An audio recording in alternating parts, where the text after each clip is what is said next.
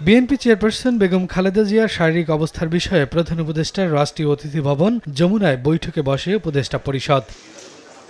মঙ্গলবার সকালে অনুষ্ঠিত বিশেষ এই সভায় তিনবারের সাবেক প্রধানমন্ত্রী বিএনপি চেয়ারপারসন বেগম খালেদা জিয়ার আশু রোগমুক্তি কামনা করে দোয়া ও প্রার্থনা করা হয়। পাশাপাশি জাতির কাছে তার জন্য দোয়া ও প্রার্থনার আহ্বান জানানো হয়।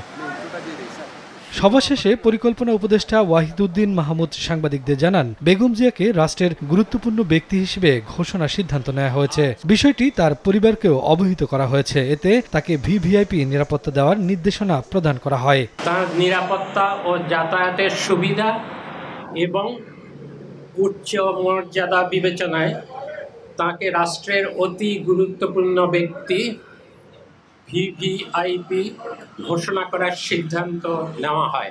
এছাড়া বিএনপি চেয়ারপারসনের সার্বিক চিকিৎসা ব্যবস্থা ও উন্নত চিকিৎসার জন্য বিদেশে নেওয়া সহ সকল ধরনের পদক্ষেপ গ্রহণ করার সিদ্ধান্ত নেওয়া হয়েছে বলেও জানান পরিকল্পনা উপদেষ্টা।